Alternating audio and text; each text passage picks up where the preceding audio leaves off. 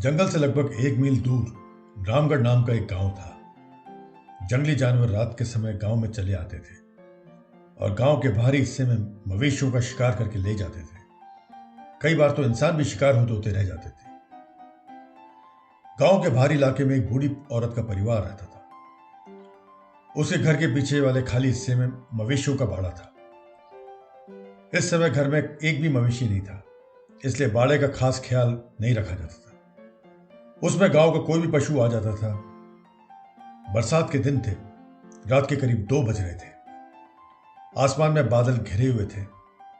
बारिश होने वाली थी। बीच बीच में बिजली चमक रही थी। कुछ ही देर बाद बारिश होने लगी।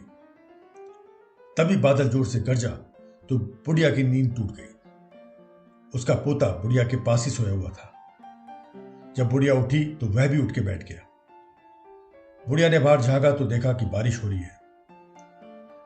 पिछले साल बुढ़िया की छत कई जगह से टपकने लगी थी। इस साल भी वो डरी हुई थी। अभी भारी बारिश नहीं हुई थी, मगर जब भी होगी तो घर का क्या हाल होगा, यही सोचकर वो बहुत चिंतित थी। अपनी दादी को इस हाल में देखकर लड़के ने कहा, दादी, आप इतनी परेशान क्यों हैं? बुढ़िया बोली, बेटा, पिछले साल छत बहुत टपकती थी। मैंने सोचा था कि बारिश के बाद छत की मरम्मत हो जाएगी, लेकिन पैसे की समस्या के कारण छत को ठीक नहीं करवा पाए। उसने कहा, दादी, क्या आप टपकने से डरती हैं? दादी ने कहा, अरे बेटा, क्या बताऊं, मैं शेर से इतना नहीं डरती जितना एक टपकने से डरती हूं। जानवरों के बाड़े के छप्पर के नीचे एक शेर बुढ़िया की बातें सुन रहा था। वो छप्पर बुढ़िया के कमरे के ठीक पीछे था, जहां शेर खड़ा था। कमरे के रोशनदान से होकर सारी बातचीत शेर के कान में पहुंच रही थी। बुढ़िया की बात सुनकर शेर हैरान रह गया कि कोई टपका ऐसा जीव है जो उससे भी ज्यादा ताकतवर है। अब तक मैं खुद को ही सबसे ताकतवर जानवर समझता था। शेर यहां शिकार के लिए आया था। बारिश होने के कारण उसे बुढ़िया के बारे में शरण लेनी पड़ी थी। रिमझिम बारिश होती रही और शेर छप्पर में खड़ा होकर टपके के बारे में सोचता रहा। उसी गांव के एक धोबी का गधा खो गया था। धोबी बड़ा परेशान था। सुबह 5 बजे उसे घाट पर कपड़े का बोझ लेके जाना था, लेकिन गधे का कुछ पता नहीं था कि वो कहां है। इसलिए धोबी सुबह 3 बजे उठा और गधे को खोजने निकला। हालांकि उस रात अंधेरा था, फिर भी बिजली बार बार चमकती थी तो रास्ता दिख जाता था। खोजते खोजते धोबी बुढ़िया के बाड़े के सामने खड़ा हो गया और इधर उधर देखने लगा। उसने बाड़े को भी देखा। बिजली चमकी तो उसे छप्पर के नीचे कोई जानवर खड़ा दिखाई दिया। शेर दीवार की तरफ मुंह करके खड़ा था। धोबी ने जाकर शेर को गधा समझकर उसकी पीठ पर 2 हाथ जमाए और कहा, कामचोर, तू यहां खड़ा है? मैंने पूरा रामगढ़ छान मारा।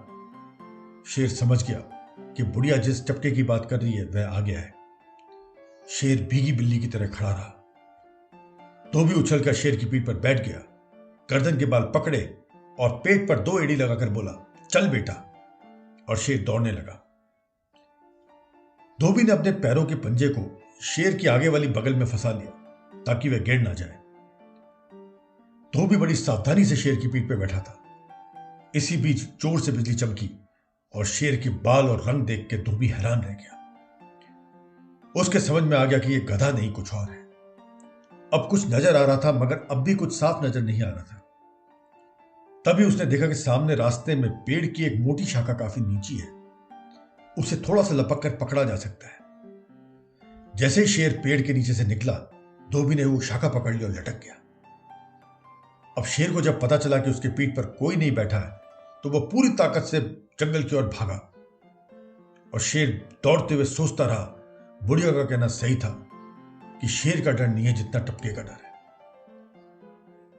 अगर आपको यह कहानी पसंद आई तो इसे लाइक करें, शेयर करें, हमारे चैनल को सब्सक्राइब करें और बेल आइकॉन को नोटिफिकेशन के लिए जरूर दबाएं। दोबारा मिलते हैं एक प्यारी सी कहानी के साथ। नमस्कार।